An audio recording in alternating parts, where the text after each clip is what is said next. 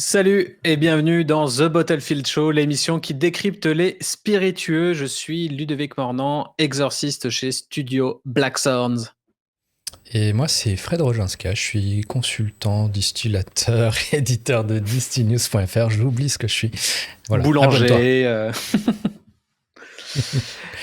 Et on Yes. parle de quoi aujourd'hui? Aujourd'hui, on parle de quoi? Alors, c'est peut-être totalement hors sujet ou je sais pas. J'ai voulu me faire un petit kiff aujourd'hui. On va parler ruban adhésif. D'accord. Véridique. Bienvenue sur le podcast des rubans adhésifs. Bienvenue sur le podcast de Leroy Merlin. Alors, Voilà, il y a les les rubans doubles Dexter faces. si vous voulez refaire votre peinture de murale. Non, alors plus trêve de plaisanterie. Je regardais beaucoup de Trend Reports 2023. J'ai l'impression que 2023, c'est l'année du Trend Reports. Il y a des liens avec une centaine de PDF dans tous les sens de petites et grosses structures qui disent, qui prédisent ce qu'il va y avoir l'année d'après. Et dans un blog spécifique lié au design graphique qui s'appelle Brand New, qui est une sous-filiale de Under Consideration, donc c'est un truc vraiment graphic designer, etc. Enfin, c'est un truc très ciblé. Ils ont fait une série de 10 tendances, enfin de 10 articles avec différents thèmes, packaging, logo, monogramme, ce qu'on veut voir, ce qu'on veut plus voir, des choses comme ça. Et dans les tendances les plus récurrentes, ça faisait du bien parce qu'en fait, c'était pas une grosse tendance pour lui. Par exemple, il y avait tendance l'assemblage de typos qu'on voit bien, qui est venu de manière récurrente dans les projets parce que c'est un blog sur lequel tu uploads des projets, ils sont votés, oui, non, ils sont likés, ils sont pas likés. Et la plupart du temps, c'est beaucoup de rebranding. Donc, on voit des logos qui ont été rebrandés, on voit des identités, des chartes complètes qui ont été rebrandées. Parfois, c'est des grosses marques, parfois des petites. Et là, dans les tendances récurrentes, dès que c'est affilié au packaging et à l'emballage, forcément, ça me parle et ça fait partie de au final, de notre expertise. Et du coup, dans les tendances récurrentes, il a mentionné le scotch. D'accord. Le scotch en tendance récurrente, l'adhésif, le fait de vouloir brander, designer son ruban adhésif.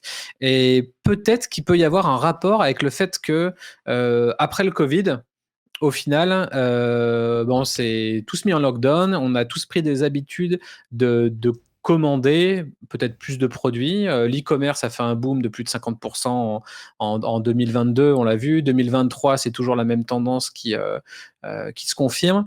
Donc en fait, le e-commerce est roi. Qui dit e-commerce dit vente, enfin livraison à domicile.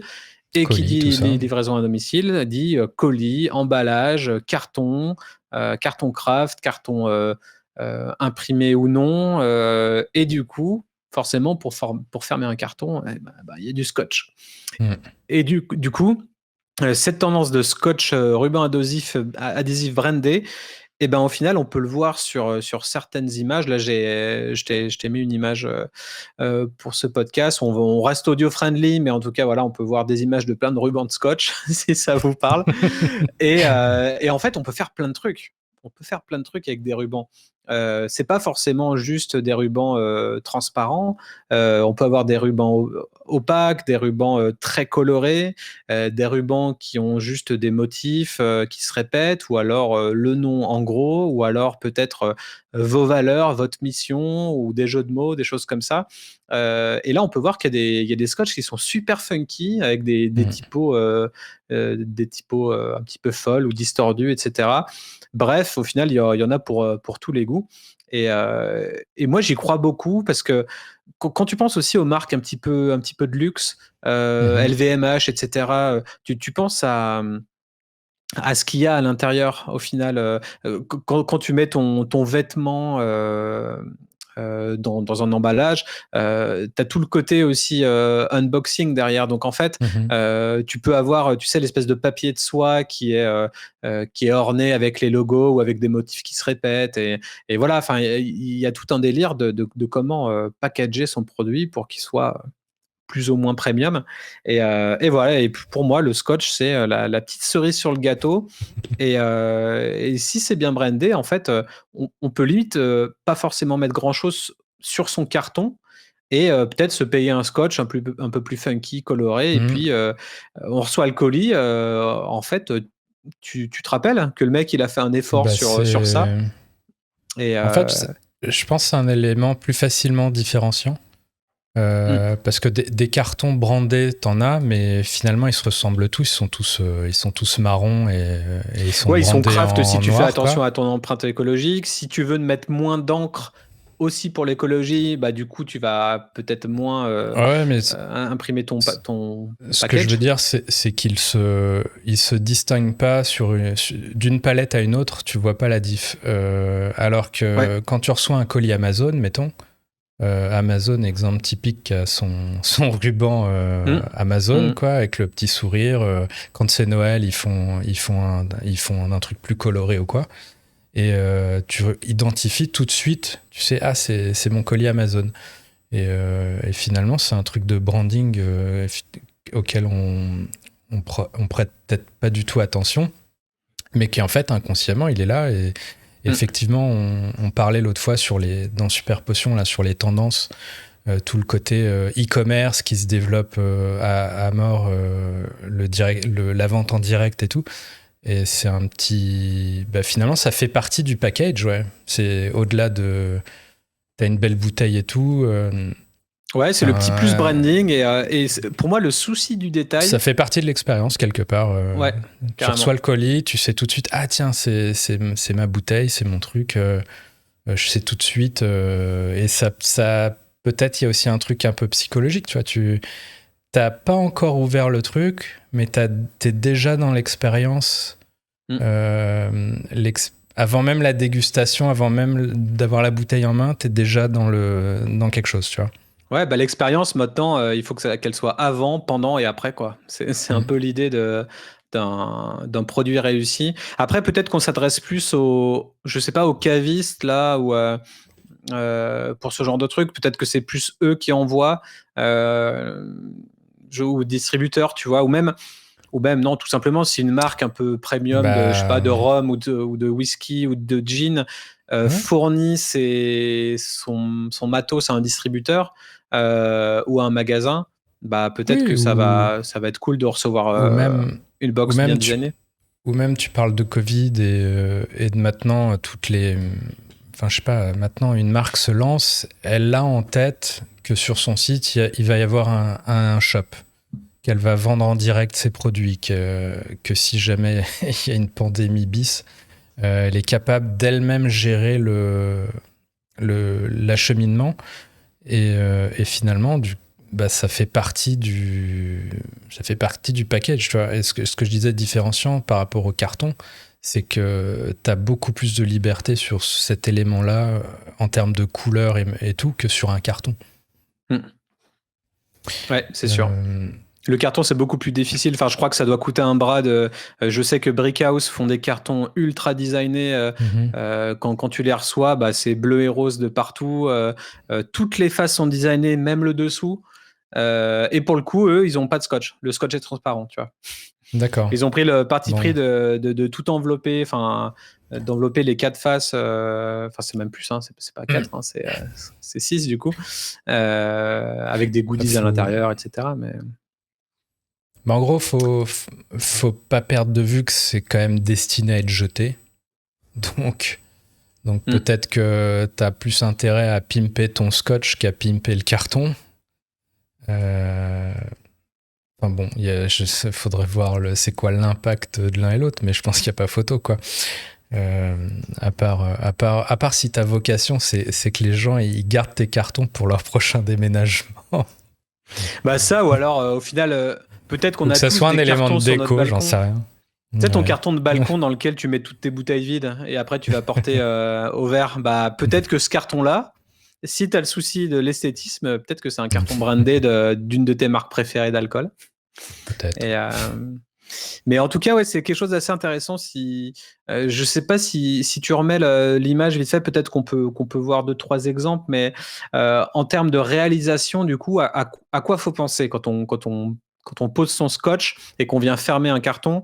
Est-ce qu'il faut qu'il y ait une lecture de gauche à droite? Est-ce qu'on peut avoir des motifs qui se répètent? Est-ce qu'il faut avoir un sens de lecture précis, tu vois? Est-ce qu'on a une écriture horizontale le long du scotch au final, donc écrire de côté, ou est-ce que on a une écriture verticale pour être lisible des deux côtés? Il y a un côté, tu vas commencer à scotcher, il est à l'endroit, il va se retrouver à l'envers sur l'autre côté. Est-ce que c'est bien, est-ce que c'est pas bien, tu vois? Et donc non, il y a Je plein pense, de questions à ce niveau-là. c'est peut-être couper les cheveux en quatre pour le coup, mais parce que moi j'ai le sentiment que ça se joue plus. Effectivement, tu vas brander le truc pour la personne qui va prendre le temps de le lire, mais après c'est plus, ça va peut-être se jouer plus en termes de perception, de couleur, où tu reçois le truc. C'est en gros, tu vas, je sais pas, si ta palette, les couleurs que tu utilises dans ton logo. C'est rouge et bleu, et bah ton ruban adhésif il va être rouge et bleu et l'association elle va être directe, tu vois. Ouais. Ou alors Faut pas faire des folies là-dessus. ton Quoi. paquet sera rouge et ton scotch sera bleu, quoi. Mais en tout cas, ouais, arriver à travailler ton branding jusqu'à cette expérience-là et ouais, dans la résonance des couleurs, tu vois. Enfin, quand avant que la clope soit dégagée des pubs, avant que ça soit interdit. Il y a une marque de cigarettes anglaise, je crois, qui avait, je sais plus comment elle s'appelle, mais ils avaient tout donné sur la couleur violette. Et en gros, ils avaient placardé leur pub normale avec avec pas mal de violets un peu partout. Et le jour où ça a été interdit, ils ont fait une énorme campagne de com sur des 4x3, etc. Dehors, où c'était un aplat violet. Et tout le monde savait que c'était cette marque-là, quoi. Et parce qu'ils n'avaient pas le droit de mettre leur logo, etc., ni de faire de com. Donc, ils ont juste chopé tout ce qui était possible en termes d'éléments publicitaires. Ils ont balancé du violet. Tout ça pour dire que l'impact d'une couleur dans sa marque, c'est vraiment quelque chose d'important. Donc, ouais, si un scotch peut donner une petite touche fun ou différenciante en plus, je sais pas, une couleur de scotch qu'on verrait pas de manière globale, je sais pas, du vert, on le voit pas trop, du jaune peut-être, enfin, je sais pas, à voir. En tout Là cas, t'as un exemple où t'as un logo jaune sur fond vert et du coup, bon, le colis jaune, le scotch vert. ouais, c'est très beau là, Iger. Hein. Franchement, ça claque. Ça marche, quoi. Mais oui, là, je pense que c'est de la communication avec les couleurs, quoi. Ouais. Plus que, ou peut-être sur le premier, là, au milieu, il y a peut-être un effet de texture de rebord un peu. Il y a un rebord un peu denté, quoi. Ouais. Et puis après, on l'a vu aussi même sur The Podolfield Show. Je sais pas si tu te rappelles, mais il y a aussi cette notion de trend de collage. Plein de bouteilles sur lesquelles on colle des stickers, etc. Ça fait peut-être plus sens pour de la génération Z où on a ce genre de bouteilles-là. Tu peux aussi très simplement coller ton scotch de manière ultra ludique. Soit à l'arrache en faisant plein de tours, soit en mettant des scotch de manière un peu alambiquée. On le voit sur 2-3 images là. Et ça peut peut-être faire sens là, tu vois, celle de tout en haut au milieu s'est mis un petit peu en croisé, tu vois, l'une contre l'autre. Et puis non, il peut y avoir plein d'utilisations créatives. Donc après, à vous de faire votre popote. Hein. Est-ce que vous pensez... Est-ce que déjà vous le faites? Pas trop, hein. N'engagez pas, mais est-ce que vous le faites pour votre marque? Est-ce que vous pensez le faire? Est-ce que vous pensez que c'est une trend complètement naze et qu'on s'est emballé dans cet épisode? Ou est-ce que c'est un petit détail subtil qui pourrait vous différencier vis-à-vis de vos concurrents? Tu t'es totalement emballé. Je me suis super emballé, mais c'est mon petit kiff de designer, voilà. Sans jeu de mots. Ah putain, j'avais même pas vu le jeu de mots, merci. Mais non, moi je pense du coup, si on reprend dans la continuité de le direct to consumer, l'e-commerce, tout ça, bah pour moi, ça fait partie de l'expérience et ça peut être le petit plus, tu vois. C'est comme, il y en a, ils mettent des petits bonbons Haribo dans leur colis ou un petit mot à signer à la main, tu vois. Et Ou du popcorn pour remplacer ouais. le polystyrène. Ah oui, ah putain, ça j'ai jamais vu, mais pourquoi Ouais. pas. Mais du coup, ça fait totalement sens et c'est probablement un truc qui passe à l'as, on n'y pense pas du tout. Et l'avantage, c'est que c'est très versatile. Quelle que soit la taille de ton carton, tu utiliseras le même scotch. Voilà. Ouais, donc c'est clair. un petit truc. Ou tu peux avoir des scotch différents pour différents produits ou différentes gammes. Enfin bon, soyez créatifs avec le scotch et taguez-nous si vous en utilisez. On sera fan de regarder tout ça. Là, je brainstorm comme ça, mais et quid d'avoir une étiquette de bouteille qui soit faite avec un scotch et du coup, tu utilises le même scotch. Voilà. Ouais. Bon, ça a un certain coût, j'imagine, mais... Ouais, je sais pas. Après, faut juste voir en prod. Ouais. Mais une marque où limite, tu t'en fous totalement. Tu marques tes trucs sur ton scotch et puis hop, tu scotches, tu déchires à la main et puis hop, c'est bon, ça va direct dans le... ça pourrait être effectif pour une marque un peu rebelle, anticonformiste, carrément. Hein. Je veux des royalties si vous le faites. Voilà. Bah, on va le faire ensemble. on va faire The Bottlefield Spirit. Ce sera toujours TBS. Et du coup, vous aurez un spiritueux à base de scotch. Pas à base de scotch, mais emballé avec du scotch. Ça sera meilleur. Un scotch emballé au scotch. Voilà. Ouais. Ah, c'est méta, ça. Ouais. Tu vois, plus ça va, plus on brainstorm et plus on donne des idées à nos auditeurs qui, j'espère, n'ont pas zappé au bout de la deuxième minute en se disant mais qu'est-ce qu'il raconte, c'est complètement nul. Non, franchement, honnêtement, j'assume et j'y crois vraiment et le diable est dans le détail. Voilà. Amen. Voilà. À la semaine prochaine. À la semaine pro. Ciao, ciao. Allez, ciao, ciao.